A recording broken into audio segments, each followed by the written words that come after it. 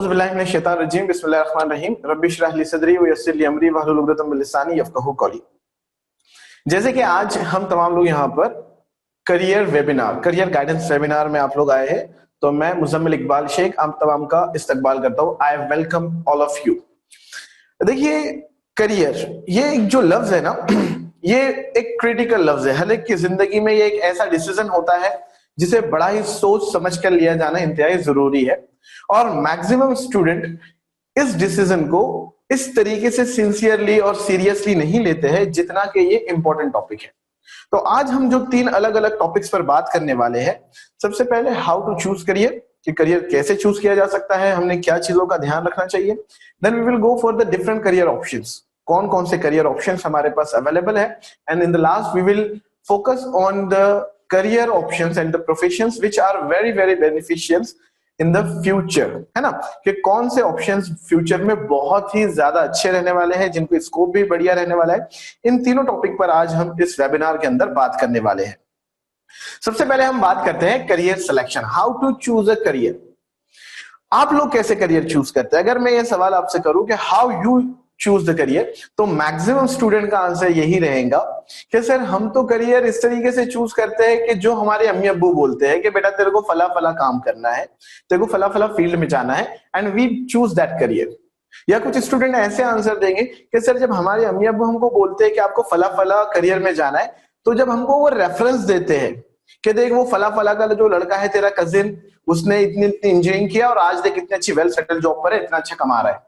और वो पता है तेरी मौसी की लड़की, वो मौसी की लड़की ने एमबीबीएस में नंबर लगा लिया था और आज एमबीबीएस में करके एकदम बेहतरीन एमडी डॉक्टर बन चुकी हुई है और उसकी भी लाइफ सेटल हो चुकी है। और वो तेरे को पता है वो बाजू वाले अंकल जो थे हमारे, वो बाजू वाले अंकल के लड़के ने एमबीए किया और एमबीए करके अभी फॉरेन में सेटल्ड है। मतलब मैक्सिमम करियर सिलेक्शन होता है दूसरों को देखकर। हालांकि करियर का पूरा के पूरा डिपेंडेंस हम पर खुद पर होता है, it all depends on us, लेकिन हम इसका डिसीजन लेते हैं या तो किसी और के करियर को देखकर या किसी की और को लाइफ सेटल देखकर। हम सोचते हैं कि अगर उसकी लाइफ सेट हो गई है तो हमारी भी लाइफ सेट हो जाएंगी। This selection of career is completely wrong. ये बिल्कुल ही गलत कंसेप्ट है करियर सिलेक्शन का। बिल्कुल ये एक ऐसा एग्जाम्पल है जैसे कि फॉर एग्जाम्पल एक रेस लगने वाली है और उस रेस के अंदर पार्टिसिपेट किया एक एलिफेंट ने, हाथी ने, दूसरे एक पिकॉक ने, एक कबूतर ने, और तीसरे एक मछली फिश ने, और इन तीनों के दरमियान मुकाबला लगाया जा रहा है कि आपको ये रेस जीतनी है। And the race is being operated on the stadium, है ना, ग्राउंड पर ये रेस लगाई जा रही है कि अब आप तीनों में से कौन पहले फिनिश करेगा। सो ऑब्वियसली ये कंपटीशन को सब कहेंगे कि ये बेवकूफ कंपटीशन है, क्योंकि हर कोई अपनी फील्ड में अलग है। एलिफेंट कांट वॉक फास्ट, है ना, elephant can't fly, elephant can't swim. In the same way मछली जो है वो दौड़ नहीं सकती है और नहीं उड़ सकती है। उसी तरीके से जो पिकॉक है वो उड़ सकता है लेकिन तैर नहीं सकता है और दौड़ नहीं सकता है। यानी आप समझ रहे कि रेस एक जैसी होती है और एक ही कंपटीशन के अंदर अलग अलग स्किल्स रखने वाले, अलग अलग एबिलिटीज रखने वाले बच्चों को एक साथ छोड़ दिया जाता है। मैक्सिमम जो हमारे यहाँ करियर आजकल सिलेक्ट हो रहे हैं वो है मेडिकल फील्ड सबसे पहले और बाद में इंजीनियरिंग। बच्चों को इन दो फील्ड के अलावा कोई और फील्ड दिखाई नहीं देती है, क्योंकि अपने आसपास में उनको सिर्फ यही लोग दिखाई देते हैं। मैक्सिमम हमें ये फील्ड में लोग दिखाने की वजह से हमारा भी एक इंटेंशन ये बन जाता है कि हाँ भाई हमको भी या तो मेडिकल फील्ड में जाना है या इंजीनियरिंग फील्ड में जाना है, irrespective of your interest and irrespective of your concentration on that career. Concentration ये बहुत ही इंपॉर्टेंट चीज है। बगैर कंसंट्रेशन के आप जो भी फील्ड में जाएंगे और जो भी काम करेंगे वो काम गलत होने वाला है। अभी जैसे कि फॉर एग्जांपल अगर मैं आप लोगों से पूछूं कि जब आप मोबाइल फोन में गेम्स खेलते हो, पबजी वगैरह, तो उसके लिए आपको मुझे ये नहीं सिखाना पड़ता है कि how to concentrate on that game. उस पबजी गेम पर कंसंट्रेशन के लिए मुझे आपको किसी तरह की कोई ट्रेनिंग की जरूरत नहीं है, कोई गाइडेंस की जरूरत नहीं है। आप उसके ऊपर फुल्ली कॉन्सेंट्रेट करते हो। क्यों फुल्ली कॉन्सेंट्रेट करते हो? Because you have interest in that. आपका खुद का अपना इंटरेस्ट होता है कि मुझे ये गेम खेलना है अपने फ्रेंड्स के साथ और मुझे इसके अंदर विनर विनर चिकन डिनर करना है, और यू फोकस ऑन दैट, है ना। आप उसके ऊपर पूरा के पूरा फोकस करते हो, 100% आपका कॉन्सेंट्रेट होता है and you completely hard work for the winning, है ना।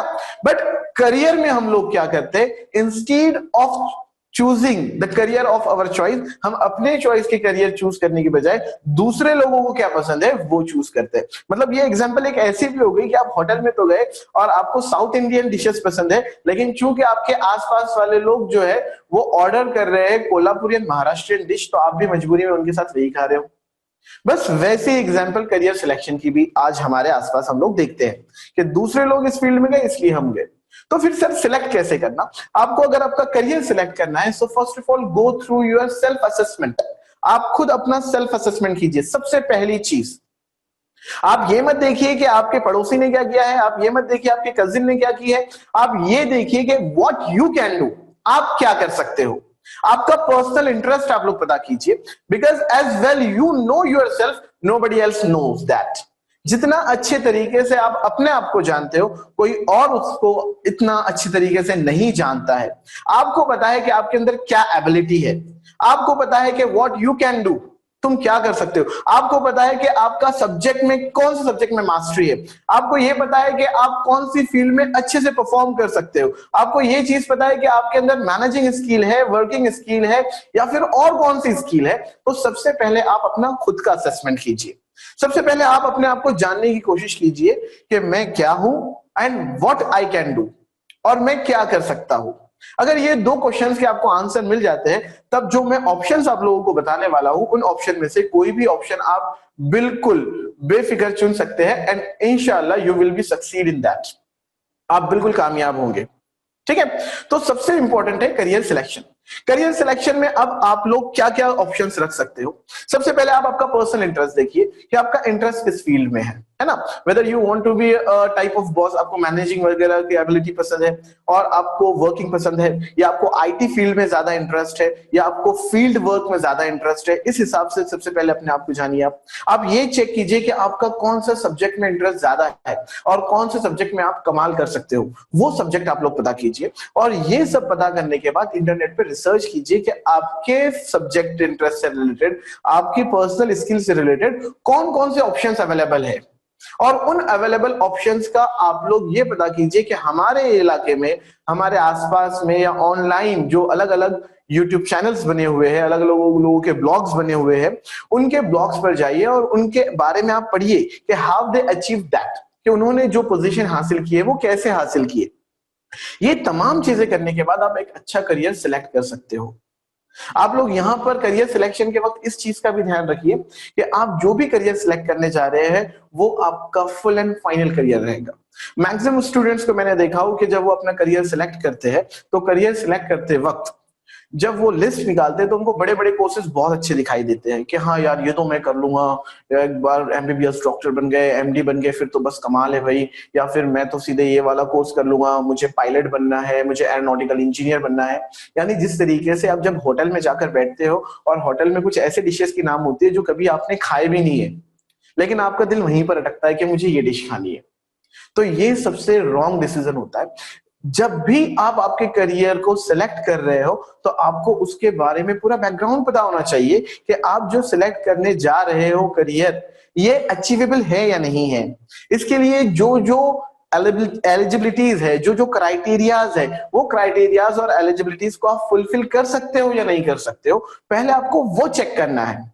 आपको ये चेक करना है कि आप इस रेस में कितनी दूर तक दौड़ सकते हो और इस रेस में आपके साथ और कौन कौन दौड़ने वाला है, यानी कंपटीशन कितना ज्यादा है। मैक्सिमम स्टूडेंट्स मैं देखता हूं कि वो मेडिकल फील्ड को चूज करते हैं और मेडिकल फील्ड में कंपटीशन बहुत ज्यादा है। कंपटीशन बहुत ज्यादा का मतलब क्या है, यानी अगर आप ये मान लीजिए कि पूरे महाराष्ट्र में एमबीबीएस की टोटल सीट अगर 5000 है, फॉर एग्जांपल मान लीजिए कि 5000 है, तो हम ये देखते हैं कि अराउंड 4 to 5 लाख स्टूडेंट्स जो है वो नीट का एग्जाम फाइट करते हैं सिर्फ महाराष्ट्र से। यानी आप यहां पर समझ सकते हैं कि करियर जो कंपटीशन है वो कितना ज्यादा है। यानी अगर हम इसकी प्रोबेबिलिटी कैलकुलेट करेंगे तो प्रोबेबिलिटी जो आएगी 1:2 lakhs में आएंगी। तो जब 1:2 लाख इतना ज्यादा कंपटीशन है, तो आपको फिर ये भी देखना पड़ेगा कि इतने हाई कंपटीशन में अगर आप लोग इंटर हो रहे हैं तो आपके कॉम्पिटिटर्स कैसे हैं। अपने कॉम्पिटिटर्स पर भी ध्यान होना चाहिए कि वो स्टूडेंट्स जो मेरे साथ साथ मेडिकल फील्ड के लिए नीट का एग्जाम देने जा रहे हैं, वो नीट देने वाले, हमको लगता है कि हम तो हमारे स्कूल के टॉपर है भाई, हम तो बिल्कुल कर सकते हैं, बट आपका ये भी ध्यान होना चाहिए कि दूसरे भी अपनी अपनी स्कूलों के टॉपर है। All over Maharashtra and India के जितने टॉपर्स होते हैं वो भी आपके साथ होते हैं। आप एक ऐसी रेस में इंटर होना चाहते हैं जिसको आप पहली मर्तबा फेस कर रहे हो, और ऑलरेडी उस रेस के जो आपके कॉम्पिटिटर्स है वो ऐसे होते हैं जो दसों साल से उसकी तैयारी कर रहे हैं और प्रैक्टिस कर रहे हैं। मतलब एक एग्जांपल एक ऐसी है कि आप किसी रेस की तैयारी जो है, मतलब आपने 1-2 महीना पहले शुरू किया, 1-2 साल पहले शुरू किया, और ऑलरेडी कोई बंदा उसकी 10 साल से प्रैक्टिस कर रहा है, राइट फ्रॉम देयर चाइल्डहुड। बहुत से स्टूडेंट होते हैं जो अपने चाइल्डहुड से ही अपना करियर फाइनल कर लेते हैं। मैं ये मानकर यहां पर ये बोल रहा हूं सब कुछ कि मेरे सामने जो ऑडियंस बैठी है, that they belongs to 10th and 12th standard, they have pass 10th and 12th, 10th और 12th पास अभी जिन्होंने किया 2020 में, मैं ये ध्यान में रखकर बात कर रहा हूं। हाँ, अगर कोई ऐसे स्टूडेंट है जो कि अभी 9th में है, 8th 10th में है, और उनको अगर ये बात सुन रहा हूं, तो they have a chance to develop their self. अभी भी उनके पास एक बहुत अच्छा चांस है कि वो अपने आप को डेवलप कर सकते हैं। तो जिस कंपटीशन में आप लोग जाना चाहते हैं, सबसे पहले उस कंपटीशन की कंप्लीट इंफॉर्मेशन आपके पास होना चाहिए। साथ ही साथ आपको यह भी पता होना चाहिए कि जो कॉम्पिटिटर्स है जिनके साथ आपका कंपटीशन है वो कितने प्रिपेयर्ड है और आपकी प्रिपरेशन कौन से लेवल की है। तो ये सब चीजों को ध्यान में रखकर आपको करियर को फाइनल करना है। करियर फाइनल करते वक्त आपको ये करना है कि जो अभी ऑप्शंस में आप लोगों को बताऊंगा, आपको उनकी सबसे पहले इंटरनेट पर रिसर्च करना है। रिसर्च करने के बाद ऑलरेडी उस करियर में जो लोग सक्सेस हुए हैं, जिन्होंने कामयाबी हासिल की है, उन लोगों के आपको बायोग्राफी पढ़ना है, उन लोगों ने कैसे अचीव किया। इसके लिए आप लोग फेसबुक यूज कर सकते हो, इंस्टाग्राम, लिंक्डइन वगैरह, क्योंकि जितने भी वेल नोन लोग होते हैं वहां पर वो अपने पोस्ट करते ही है। साथ ही साथ कोरा, QUORA, इस वेबसाइट से भी आप बहुत सारी इंफॉर्मेशन ले सकते हो। और लास्ट जो है, जो एक कॉमन ऑप्शन सबके लिए अवेलेबल है, वो है विकिपीडिया। तो आप पता कीजिए कि आप जो फील्ड में जाना चाह रहे हो तो उसकी रिक्वायरमेंट्स क्या है, उसके एलिजिबिलिटीज क्या है, क्योंकि ये जो 40 मिनट का लेक्चर है इसमें मैं ये तमाम टॉपिक्स को कवर नहीं कर सकता हूं, है ना। इसके लिए हम एक इंडिविजुअल सेशंस में रखने वाला हूं कि अगर मेडिकल फील्ड में जाना है तो कौन कौन से ऑप्शंस अवेलेबल है, कौन से कॉलेज बेस्ट होते हैं, उन कॉलेज में एडमिशन का क्या प्रोसेस है, और कौन से सब्जेक्ट्स की आपको स्टडी करना है। इंजीनियरिंग में जाना है तो क्या ऑप्शंस अवेलेबल है, कौन कौन से एग्जाम्स आपको फेस करने हैं। इन सब के लिए हम इंडिविजुअल ऐसे वीकली सेशंस या फिर फोर्टनाइटली ऐसे सेशंस इंशाल्लाह कवर अपडेट करते रहेंगे, इस तरीके से कंडक्ट करेंगे ताकि आपके कंसेप्ट क्लियर होते जाए कि कौन सी फील्ड में जाने के लिए क्या क्या ऑप्शंस अवेलेबल है। ठीक है, तो ये हो गया आपका करियर सिलेक्शन का process. Now it comes to career options के कौन कौन से करियर ऑप्शंस है। अगर हम बात करें सबसे पहले 10th स्टैंडर्ड के स्टूडेंट्स की, तो 10th स्टैंडर्ड के स्टूडेंट्स के लिए जो मेनली दो बड़े करियर ऑप्शंस है, वो एक तो ये है कि either they can go in junior college और they can go in the diploma of engineering और फार्मेसी, है ना। जो अलग अलग फील्ड है, या तो 10th के बाद कोई 2 ईयर या 3 ईयर का डिप्लोमा होता है, वहां पर आप लोग अपना एडमिशन ले सकते हो, साथ ही साथ, या फिर आप जो है 11th 12th में जाते हो।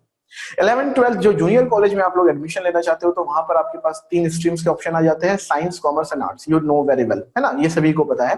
हम पहले बात कर लेते हैं और इसके अलावा, क्योंकि मैक्सिमम स्टूडेंट्स को तो ये पता है कि भाई 10th के बाद 11th करना है, 11th 12th करना है, जो कि आप साइंस, कॉमर्स या आर्ट्स से कर सकते हो। कब कौन सी फील्ड में जाना है इसके ऊपर भी हम लाइटली आज डिस्कस करेंगे। जैसे कि मैं पहले ही बता रहा हूं कि हम आज जो है वो सिर्फ ओवरऑल ऊपर ऊपर से देखने वाले कि क्या क्या ऑप्शंस है। इसी तरह के हम सेशंस रख के, ऑनलाइन सेशंस रख के, बाकी फील्ड की डिटेल्ड इंफॉर्मेशन पर भी बात करेंगे कि इंजीनियरिंग का एडमिशन प्रोसेस, फार्मसी का एडमिशन प्रोसेस, एरोनॉटिकल इंजीनियर बनना है तो क्या प्रोसेस है, आपको डॉक्टर बनना है तो क्या है, मेडिकल फील्ड के डॉक्टर के अलावा भी और कौन कौन से ऑप्शंस है, इन सब के ऊपर भी हम डिस्कस करने वाले हैं। और साथ ही साथ मैं आपको वो फील्ड्स भी बताने वाला हूं जिनको इन सब में भी इंटरेस्ट है, लेकिन बहुत सारी और इंटरेस्टिंग फील्ड्स अवेलेबल है जिसके ऊपर स्टूडेंट्स का ध्यान बिल्कुल भी नहीं है। तो चलिए हम सबसे पहले बात करते हैं 10th के बाद वो फील्ड्स की जिसके ऊपर हमारा बिल्कुल फोकस नहीं है।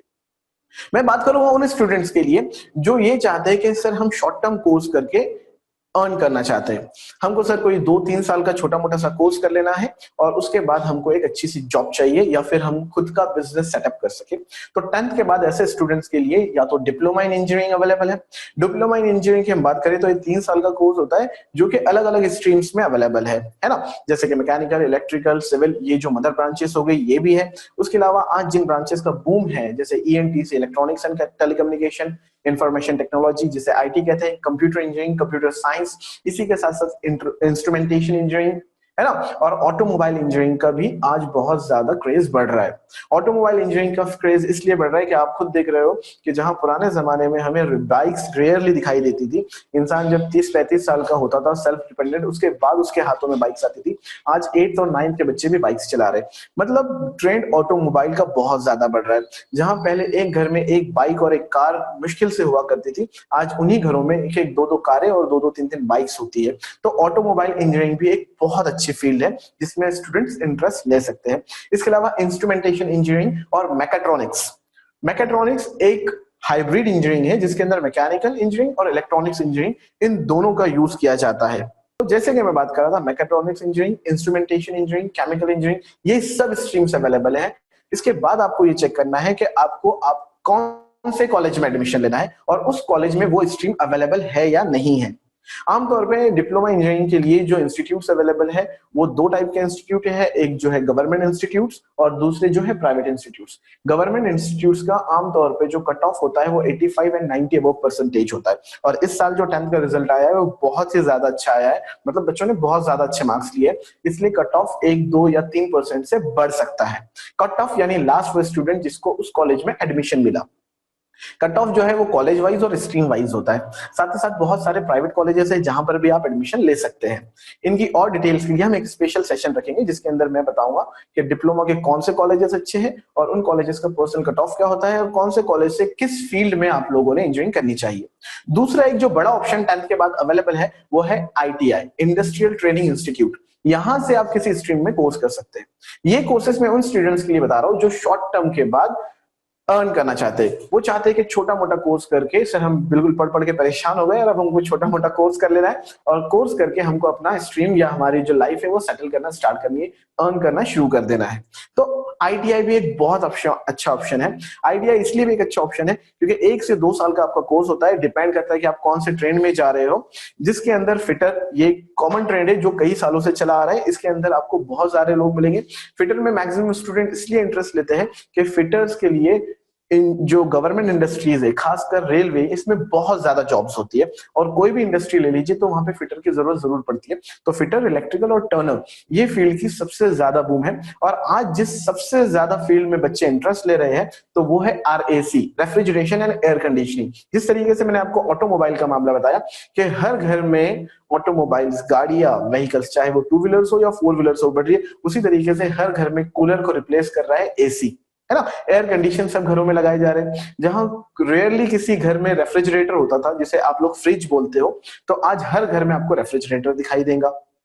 इस वजह से RAC, refrigeration and air conditioning की फील्ड में भी बहुत ज्यादा डिमांड है और आगे बढ़ने भी वाला है। अब ये जो डिप्लोमा और IT दोनों मैंने आपको बताया, ये दोनों ऐसी फील्ड है जिसके बाद आप चाहे तो आप गवर्नमेंट जॉब भी अचीव कर सकते हैं या कोई कंपनी में भी जॉब हासिल कर सकते हैं। ITI के बाद तो रेलवे में बहुत ज्यादा जॉब्स है क्योंकि बहुत सारे बच्चों का इंटरेस्ट ये होता है कि सर हम रेलवे में जॉब करना चाहते हैं, तो वहां पे IT और डिप्लोमा वालों के लिए बहुत अच्छा चांस है। डिप्लोमा इन मैकेनिकल इंजीनियरिंग या ऑटोमोबाइल इंजीनियरिंग आप लोग करते हो तो आपको लोको पायलट बनने का चांस मिल जाता है कि आप ट्रेन के लोको पायलट बन सकते हो। ये फील्ड्स तो हो गई 10th के बाद, इनकी और डिटेल नॉलेज के लिए स्पेशल सेशन रखा जाएगा। अब और कुछ ऐसी फील्ड है जो कि शॉर्ट टर्म कोर्सेज होते हैं।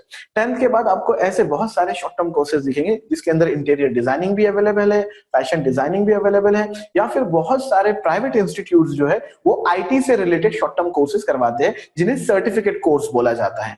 वो सर्टिफिकेट कोर्स जो होते हैं वो 6 महीने से 1 साल या 2 साल इतने टेन्योर के होते हैं और इन कोर्सेज के थ्रू आपको जॉब मिल जाती है। और आमतौर पर इन कोर्सेज को बोला जाता है job oriented courses. Job oriented courses यानी ये होते हैं बेटा कि पर्टिकुलर किसी इंडस्ट्री में या किसी फर्म में एक खास काम करने वाला बंदा चाहिए।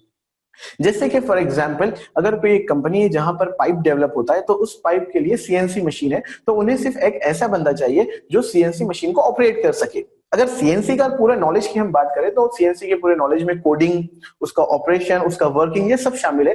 लेकिन आजकल ऑटोमेटेड मशीन आ रही है पूरी की पूरी, तो उन्हें सिर्फ एक ऑपरेटर की जरूरत है। तो अगर आपने CNC ऑपरेशन का कोर्स कर लेते हैं आप लोग तो ये जॉब ओरिएंटेड कोर्स हो जाता है और उस कोर्स के बेसिस पर आप कहीं पर भी लग सकते हो।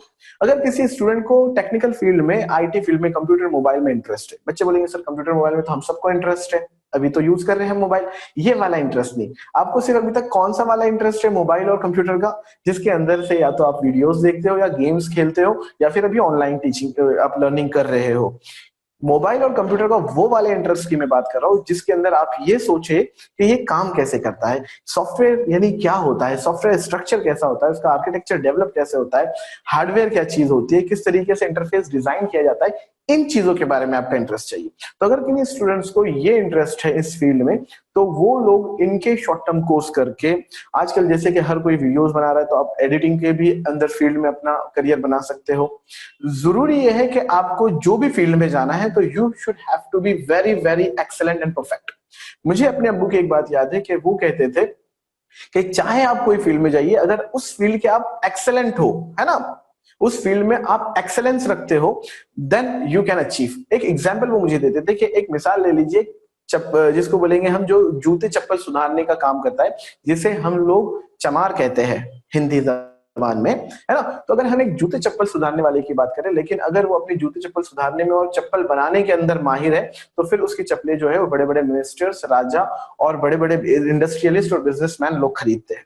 तो हमको वैसे बनना है। जैसे कि एक हेयर आर्टिस्ट की अगर हम बात करें, तो उसको लोकल लैंग्वेज में हम हजाम बोलते हैं। आप बोलेंगे सर कौन बनना चाहेगा हजाम, बट अगर आप उस फील्ड में एक्सीलेंट रहे ना बेटा, तो फिर बड़े बड़े सेलिब्रिटीज आपके पास आते हैं और आप उनके हेयर डिजाइनर बनते हो।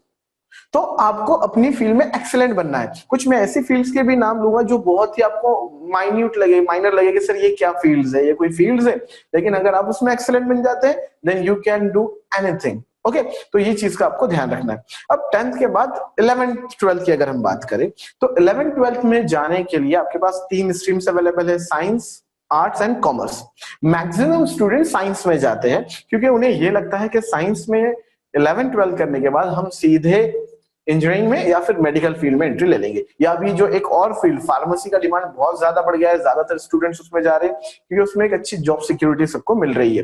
तो ये उनके दिमाग में होता है कि भाई 11th 12th के बाद साइंस से करने से हम ये तीनों फील्ड में जा सकते हैं, मेडिकल, इंजीनियरिंग और फार्मेसी। बहुत से स्टूडेंट्स जो होते हैं, बहुत रेयर स्टूडेंट्स को मैंने देखा जो कॉमर्स में अपना इंटरेस्ट दिखाते हैं। हालांकि कॉमर्स भी एक बहुत अच्छी फील्ड है। तो आज हम क्या करेंगे, हम बेसिकली कॉमर्स और आर्ट्स के बारे में बात करते हैं कि कॉमर्स और आर्ट्स के बाद हमारे पास क्या क्या ऑप्शंस अवेलेबल हैं।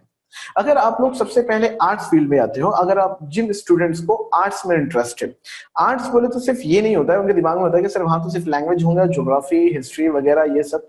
इसके अलावा बेटा फाइन आर्ट्स भी है ना। जिन स्टूडेंट्स को फाइन आर्ट्स में इंटरेस्ट है, जो कुछ पॉटरी वर्क करना चाहते हैं, पेंटिंग्स वगैरह में इंटरेस्ट है, ड्राइंग सेक्शन में इंटरेस्ट है, उनके लिए भी आगे 11th 12th के बाद बड़े बड़े कोर्सेस अवेलेबल है, जैसे कि बीएफए और एमएफए। बीएफए मतलब bachelor of fine arts and MFA बोले तो master of fine arts. Bachelor of fine arts और मास्टर ऑफ फाइन आर्ट्स करके भी आप एक अच्छा करियर या तो एज अ ड्राइंग टीचर या एज अ आर्टिस्ट, या खुद मैंने अपनी आंखों से देखा हूं कि एक बंदा है जलगांव में जिसने बीएफए करके अपनी खुद की एक इंडस्ट्री डेवलप कर लिया है। उसे फाइन आर्ट्स में इंटरेस्ट था, और आज आप देखते ही है कि हम घर के बाहर जो है वो डिफरेंट स्टाइल्स के अंदर कटिंग किए हुए स्टील के गेट्स बनाते हैं। एक्रेलिक वर्क का काम बहुत ज्यादा बढ़ चुका है। हमारे बाहर घर के जो नेम प्लेट्स लगी हुई होती है, दुकानों के बाहर जो नेम लगे हुए होते हैं, जो एक्रेलिक शीट में लाइट्स वगैरह लगे हुए होते हैं, आप देखते होंगे, उस फील्ड में भी आर्ट्स वालों की जरूरत है। बैचलर ऑफ फाइन आर्ट्स करने के बाद आप ग्लास वर्क में भी जा सकते हो। आजकल ग्लास वर्क बहुत ज्यादा बढ़ रहा है। जहां पुराने जमाने में हमारे बालकनी के रेलिंग्स वगैरह लोहे के हुआ करते थे, बाद में स्टील के, तो आज वही रेलिंग्स को, अपने बालकनी के रेलिंग्स को हर कोई इंसान जो है वो कांच की बना रहा है। साथ ही साथ कांच का इस्तेमाल, ग्लास का यूज इतना बढ़ गया है कंस्ट्रक्शन वर्क में कि बहुत सारी चीजें जो पुराने जमाने में लकड़ी और लोहे से बनती थी, आज वो ग्लास से बनाई जा रही है। तो फाइन आर्ट्स के बाद आप ग्लास वर्किंग में भी जा सकते हो, जिसके थ्रू या तो आप कहीं पर जॉब कर सकते हो या खुद अपना एक फर्म डेवलप कर सकते हो, जिनको खुद अपने पर्सनल बिजनेस यानी इंटरप्रेन्योरशिप बोलते हैं, जिसे, जिन्हें इंटरप्रेन्योरशिप में इंटरेस्ट है, तो वो इस फील्ड में भी जा सकते हैं।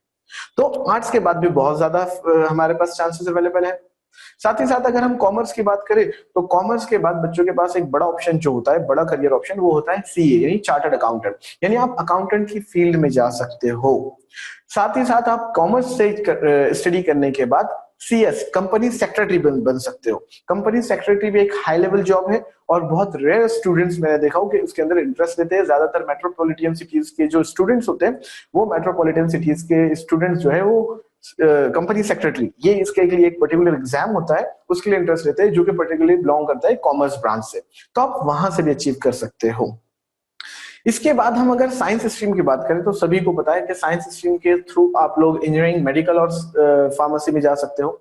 मैं आज उन फील्ड्स के बारे में ज्यादा बात करूंगा जिनके बारे में बच्चों को बिल्कुल भी पता नहीं है। जैसे कि उन्हें पता है कि 11th-12th साइंस करने के बाद हम लोग मेडिकल फील्ड में जा सकते हैं। मेडिकल फील्ड की हम बात करें तो बच्चों के दिमाग में जो जो आंसर आते हैं एमबीबीएस, बीडीएस, बीएमएस, बीयूएमएस या बीएचएमएस, और इसका इस तरीके से कैटेगराइज कर दिया है कि भाई अगर हम टॉपर बनते हैं तो फर्स्ट हमारा जो प्रेफरेंस रहेगा वो एमबीबीएस रहेगा, एमबीबीएस नहीं मिलता है तो बीडीएस कर लेंगे, है ना, या फिर हम बीएमएस कर लेंगे या बीएमएस, और लास्ट में कुछ नहीं हुआ बस हमको एक डॉक्टर का चाहिए एक लेवल, तो we will go for BHMS. हमारे इस तरीके से ऑप्शंस होते हैं। लेकिन आपको इसके अलावा भी पता होना चाहिए कि आप नीट के थ्रू बीएससी कर सकते हो मेडिकल फील्ड्स में। जैसे ही बीएससी लफ्ज सुना आता है तो बच्चे सोचते हैं क्या सर हम इतना नीट की तैयारी करेंगे और बीएससी करेंगे। बेटा बीएससी अगर आप लोगों ने अच्छे इंस्टीट्यूट से किया ना तो उसकी भी बहुत डिमांड है। अगर आप लोग अपने लोकल कॉलेजेस से करेंगे अपने एरिया के तो आपको वैसे ही लगेगा बीएससी का जो रेपुटेशन है। लेकिन वहीं अगर आप बीएससी सोचिए कि जो टॉप इंस्टीट्यूट है इंडिया का IISc, Indian institute of science, जो कि आईआईटीज के रेंज का है, वहां से आप फिजिक्स में, केमिस्ट्री में, बायोलॉजी के अंदर बीएससी एमएससी मास्टर्स करने के बाद सीधे जूनियर साइंटिस्ट बन सकते हो, जिसके थ्रू आपको इसरो और डीआरडीओ में जॉब मिलती है। इसरो और डीआरडीओ अगर आपको पता है तो बहुत अच्छी बात है, या अगर नहीं पता है तो मैं आपको बताता हूं कि इसरो जो है वो इंडियन स्पेस रिसर्च ऑर्गेनाइजेशन और डीआरडीओ जो है वो defence research and development organisation, जो कि इंडिया की कोर इंडस्ट्री है डिफेंस के लिए, दोनों के दोनों। तो आप इनमें भी जॉब हासिल कर सकते हो। डिपेंड करता है कि आपका इंटरेस्ट चाहिए कि आपको बीएससी कोई बड़े इंस्टीट्यूट से करना है। साथ ही साथ आप बीएससी जो है वो बड़े इंस्टीट्यूट जैसे बिट्स वगैरह से भी कर सकते हो, बिरला इंस्टीट्यूट ऑफ टेक्नोलॉजी, यहां से भी अगर आप लोग स्टडी करते हो। साथ ही साथ जो आईआईटीज और एनआईटीज होते हैं, यहां से भी बीएससी की फैसिलिटी अवेलेबल है। आप तमाम को लगता है कि सिर्फ आईआईटीज और एनआईटी से इंजीनियरिंग होती है, तो ऐसा नहीं है। वहां से आप बैचलर ऑफ साइंस भी कर सकते हो। तो ये फील्ड्स में अपना आप टारगेट बनाइए। नीट के बाद आप लोग जो है वो मेडिकल असिस्टेंट भी बन सकते हो।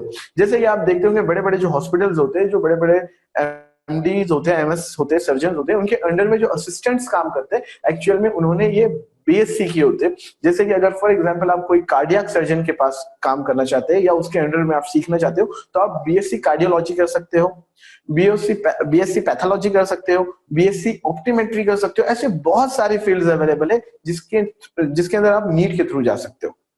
तो ये चीज आपको बताना चाहिए। इंजीनियरिंग की अगर हम बात करें तो इंजीनियरिंग के जो टॉप इंस्टीट्यूट्स है वो तो पहले आईआईटीज हो जाते हैं, फिर एनआईटीज आ जाते हैं, और एनआईटीज के बाद हमारे ऑटोनोमस इंस्टीट्यूट्स होते हैं, फिर गवर्नमेंट कॉलेजेस होते हैं, और उसके बाद कुछ ऐसे प्राइवेट कॉलेजेस हैं जिन्होंने अपना रेपुटेशन बनाकर रखा है। तो आप टारगेट कीजिए। मैं इंशाल्लाह इनके लिए इंडिविजुअल लेक्चर्स रखूंगा, जिसके अंदर मैं बताऊंगा कि आईआईटीज में एडमिशन कैसे ले सकते हैं, अगर वहां नहीं होता है तो एनआईटीज को कैसे फोकस करना है, एनआईटीज के क्या बेनिफिट्स है, और कौन से ऐसे प्राइवेट इंस्टीट्यूट्स है जो इनकी टक्कर के है, जहां से आप इंजीनियरिंग करके बहुत अच्छा करियर बना सकते हो। साथ ही साथ अगर आप लोग फार्मेसी में जाते हो तो फार्मेसी में बच्चों को सिर्फ दो चीजें पता है, एक डी फार्म पता है और एक बी फार्म पता है, मतलब diploma in pharmacy and bachelor in pharmacy. लेकिन एक तीसरी फील्ड भी है जो कि है pharm D, doctor in pharmacy. Doctor in pharmacy भी 12th के बाद ही होता है। मैक्सिमम स्टूडेंट्स को लगता है कि भाई दो ही फील्ड है, एक तो डी फार्मेसी और बी फार्मेसी, ये दोनों भी 12th के बाद ही करना है। साथ ही साथ फार्म डी जो है इसकी भी एलिजिबिलिटी 12th पास है, और ये आपको बताना चाहिए कि सीईटी के थ्रू जाते हैं इसके अंदर। तो आप सीईटी के थ्रू भी इसमें एडमिशन ले सकते हो, और फार्म डी के थ्रू या तो आप फार्मासिस्ट करके साइंटिस्ट, जूनियर साइंटिस्ट करके कोई भी फार्मासिस्ट इंडस्ट्री में जॉब हासिल कर सकते हो, या फिर सीधे आप जो मेडिकल कॉलेजेस है, चाहे वो एमबीबीएस हो, बीडीएस हो, बीएमएस, जितने भी मेडिकल कॉलेजेस है, उन मेडिकल कॉलेज में as a lecturer for pharmacology, जो उनका एक कंपलसरी सब्जेक्ट होता है फार्माकोलॉजी, तो उसके लिए फार्म डी कंपलसरी है आपका क्वालिफिकेशन। तो ये बहुत सारी फील्ड फार्मेसी में भी अवेलेबल है। इसके ऊपर भी हम एक सेपरेट सेशन रखेंगे और बात करेंगे कैसे एडमिशन हम ले सकते हैं, कौन कौन से कॉलेजेस अवेलेबल है, उनकी एलिजिबिलिटी क्या है, कट ऑफ क्या होता है और फीस क्या होती है। ठीक है। इसके बाद जो एक और बड़ी फील्ड है 11th-12th साइंस के बाद, वो है आपके आर्किटेक्चर एंड इंटीरियर डिजाइनिंग। आप लोग देख रहे हो कि अब कोई छोटा सा घर या एक शॉप भी ओपन करता है तो first he goes for an interior designer. वो एक इंटीरियर डिजाइनर या इंजीनियर के पास जाता है। पुराने जमाने में हुआ करता था कि इंसान घर बनाने के लिए सिर्फ कॉन्ट्रैक्टर, ठेकेदार को बुलाता था और उसको बोलता था कि हमको 5 कमरे चाहिए, 4 कमरे चाहिए, हमको ये टॉयलेट बाथरूम इस तरीके से चाहिए, और वो बना लेते थे।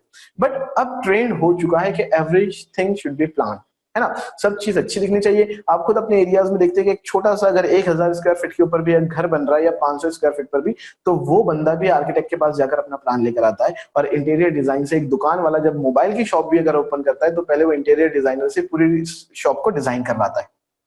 तो interior designing, architecture and planning, ये तीन ऐसी फील्ड है जिसके अंदर बहुत रेयर स्टूडेंट्स का इंटरेस्ट है।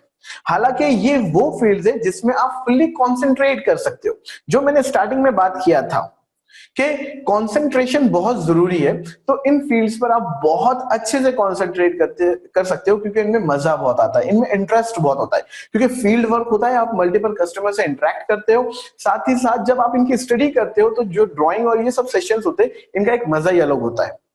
तो ये बहुत ही अच्छी फील्ड है जिसके अंदर बच्चे अपना इंटरेस्ट बना सकते हैं।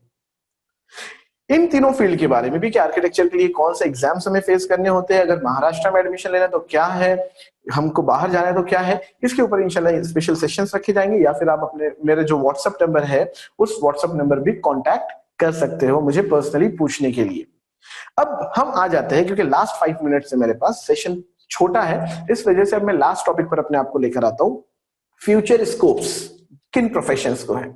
अब मैं उन प्रोफेशंस की बात करने वाला हूं जिनके लिए अभी डायरेक्टली कोई रास्ता अवेलेबल नहीं है। मतलब अभी जो इंडिया का एजुकेशन सिस्टम है, अभी आपने पता किया कि एजुकेशन पॉलिसी आई है, उस पॉलिसी में बहुत सारे चेंजेस होने वाले हैं, है ना। तो वो इंप्लीमेंट होते होते 2-3 साल लगेंगे, लेकिन अभी से आप उन करियर्स में एंट्री ले सकते हो। तो जो सबसे बूमिंग आगे फील्ड रहने वाली है वो रहने वाली है AI and ML. AI and ML यानी क्या है? एआई यानी आर्टिफिशियल इंटेलिजेंस एंड एमएल यानी मशीन लर्निंग। आजकल आप लोग देखेंगे कि हर चीज में आर्टिफिशियल इंटेलिजेंस आ रहा है, और आर्टिफिशियल इंटेलिजेंस का सबसे बड़ा एग्जांपल आप आपके मोबाइल फोन का कैमरा। जैसे ही आप अपना कैमरा सामने लाते हो तो ऑटोमेटिकली वो आपको ब्यूटीफाई कर देता है। अगर आप लोग स्नैपचैट या फिर ऐसे कोई एप्लीकेशन यूज कर रहे तो वो खुद ही जज कर लेता है कि आपके होंठ कहाँ है, आपकी आंखें कहाँ है, आपके कान और नाक कहाँ है, एंड वो वहां पर अलग अलग जो है स्टैंप्स अवेलेबल करवा देता है। ये कैसे हुआ? ये हुआ एआई, आर्टिफिशियल इंटेलिजेंस। तो आर्टिफिशियल इंटेलिजेंस और मशीन लर्निंग के मशीन को लर्न करवाया जाता है कि अगर ऐसे हो तो कैसा होना चाहिए। आप बड़े बड़े मॉल्स में आते हैं, automatic doors open and close होते हैं। अब तो इंटेलिजेंट डोर्स आ जाने वाले हैं कि बराबर आप लोग पासपोर्ट जैसे आपका फिंगरप्रिंट देंगे, आपका दरवाजा खुल जाएगा। ऐसे बहुत सारे नई नई चीजें आने वाली है। आप लोग खुद देखते हो कि कार्स में कितने ऑप्शंस आ चुके हैं आर्टिफिशियल इंटेलिजेंस के और मशीन लर्निंग के। तो एआई और एमएल में भी आप लोग अपना फ्यूचर करियर बना सकते हो। साथ ही साथ आप लोग डाटा साइंस के अंदर भी एंट्री ले सकते हो। आजकल हो क्या रहा है कि हर कोई डाटा हैंडलर्स लग रहे हैं, हर एक किसी को। अभी एक छोटे से टीचर के एग्जांपल ले लीजिए कि जितने टीचर्स है अपने लेक्चर रिकॉर्ड कर रहे हैं, तो अपने लेक्चर्स को किस तरीके से हैंडल करना, क्लाउड स्टोरेज कैसे करना, उनके पास स्टोरेज की प्रॉब्लम है, उसको हैंडल करने की प्रॉब्लम है, वो डाटा मल्टीपल स्टूडेंट्स तक कैसे पहुंचना चाहिए। जो जूम हम आज यूज कर रहे हैं ये एक्चुअल में एक इंटरनेट क्लाउड स्टोरेज और डाटा हैंडलर है। तो इनको जो इंजीनियर्स की जरूरत पड़ती है, इनको जो टेक्नीशियंस की जरूरत पड़ती है, आप उसके अंदर भी फील्ड बना सकते हो। आप लोग देख रहे हो कि आगे जो है पूरी ऑनलाइन शॉपिंग का पूरा ईरा बन जाने वाला है। हर कोई हर चीज ऑनलाइन खरीदने के लिए बैठा है ना। तो ऑनलाइन शॉपिंग के लिए इन्हें जो डाटा हैंडलर्स लगते हैं, एआई डिजाइनर्स लगते हैं, और पूरे के पूरे उनके सिस्टम को हैंडल करने वाले, चाहे वो ऐप डेवलपर का मामला हो, वेबसाइट डेवलपर का मामला हो, इन फील्ड्स में भी एक बहुत अच्छा डिमांड फ्यूचर में आने वाला है। तो जो स्टूडेंट्स को इन सब चीजों में इंटरेस्ट है वो अभी से अपना इंटरेस्ट डेवलप करके इनके बेसिक इंफॉर्मेशन लेना और इंटरनेट पे रिसर्च करना शुरू कर सकता है। क्वेश्चन ये आता है कि सर ये जो फील्ड्स आप लोग बता रहे हो तो ये तो किसी कॉलेज में हमको कभी कोई सुनाई नहीं दी, तो अभी फिलहाल ये आपको नहीं देंगे। इन पर जाने का रास्ता ये है कि आप या तो ये कर सकते हो कि इंजीनियरिंग फील्ड में एंट्री लीजिए। इंजीनियरिंग के अंदर आप कंप्यूटर साइंस से इंजीनियरिंग कर सकते हैं, या फिर ईएनटीसी से, या फिर आईटी से। इन फील्ड से करने के बाद जब आप मास्टर्स करते हो तो तब आपके पास सॉफ्टवेयर डेवलपर या फिर इस तरह के कुछ ऑप्शंस होते हैं जिससे आपका बेसिक नॉलेज डेवलप हो जाता है। साथ ही साथ इन कोर्सेज के बहुत सारे शॉर्ट टर्म या जो मैंने पहले बताया था जॉब ओरिएंटेड कोर्सेज भी ऑनलाइन अवेलेबल है। ऑनलाइन बहुत सारे ऐसे इंस्टीट्यूट है जो ऑनलाइन कोचिंग के थ्रू आपको ये कोर्सेज करवा कर देते हैं। उसी के साथ साथ हैदराबाद, बैंगलोर जो कि आईटी हब है अभी इंडिया के, यहाँ पर ऐसे बहुत सारे इंस्टीट्यूट्स बने हैं जो आपको डिफरेंट डिफरेंट जो सॉफ्टवेयर है उसके डिजाइनिंग के कोर्सेज, उन सॉफ्टवेयर को हैंडल करवाना, ये सब करवाते हैं। तो जिन स्टूडेंट्स को ये इंटरेस्ट है कि सर हम कंप्यूटर या फिर मोबाइल फोन या फिर आईटी इंडस्ट्री में अपना करियर बनाना चाहते हैं, तो उनके लिए बहुत अच्छा ऑप्शन है। और जो लास्ट एक अच्छा ऑप्शन है फ्यूचर के हिसाब से वो है कोडिंग। कोडिंग के अंदर बच्चे बहुत ज्यादा पीछे हैं। आप जो फेसबुक और माइक्रोसॉफ्ट ये दो बड़ी बड़ी कंपनियों के नाम सुनते हो, अगर इन दोनों के फाउंडर्स मार्क जुकरबर्ग और बिल गेट्स का आप लोग चाइल्डहुड पढ़ेंगे, so they were the coders right from their age of 12 and 15 years. जब वो 12-15 साल के थे, यानी एक स्टूडेंट वो एज में 6ठी-7वीं क्लास में होता है, तब से वो कोडिंग करते थे। और मार्क जुकरबर्ग ने तो अपनी 7th क्लास की एज से ही एक सॉफ्टवेयर डेवलप किया था अपने अब्बू के लिए। हालांकि उनके पेरेंट, मार्क जुकरबर्ग के अगर पापा के बारे में आप पता करेंगे तो his father was a doctor, medical practitioner थे वो। पर देखिए बच्चा किस फील्ड में आया, क्योंकि वहां ये ट्रेंड नहीं है कि अम्मी अब्बू जो चाहते हैं या वो उन्होंने जो किया है वो बच्चों को करना है, बल्कि वो बच्चों को बोलते हैं कि आप क्या करना चाहते हैं वो खुद आप तय कीजिए। तो फेसबुक इस तरीके से डेवलप हुआ। आज मार्क जुकरबर्ग के बारे में अगर आप लोग सर्च करेंगे, so he is among the 5 richest person of the world. दुनिया के 5 अमीर तरीन इंसानों में से है। और अगर आप उसकी एज सुनेंगे तो आप लोग दंग रह जाएंगे कि he is only of 35 to 36 year old, 35 से 36 साल का नौजवान है। वहीं पर आप जेफ बेसोस को देख लीजिए, जो कि अमेजॉन इंडस्ट्री के मालिक है। आपने खुद देखा होगा कि जो हमारे मुकेश अंबानी जी है इंडिया के, अभी तक ये टॉप 10 रिचेस्ट पर्सन में भी नहीं आते थे वर्ल्ड के, लेकिन जैसे ही जियो इंडस्ट्रीज आईटी फील्ड में इन्होंने कदम रखा, तो इन्होंने इतनी इनकम की कि अभी कल की लेटेस्ट रिपोर्ट है, he is now the 4th richest person of the world. ये दुनिया के चौथे अमीर तरीन इंसान है। यानी आप इस चीज से समझ सकते हो कि आईटी फील्ड में कितना बड़ा बूम आने वाला है। तो आप इस तरह के कोर्सेज भी कर सकते हो, आप कोडर बन सकते हो, आप कोडिंग सीखिए। अभी इस एज से आप लोग बहुत कुछ सीख सकते हो। तो मैं उम्मीद करता हूँ कि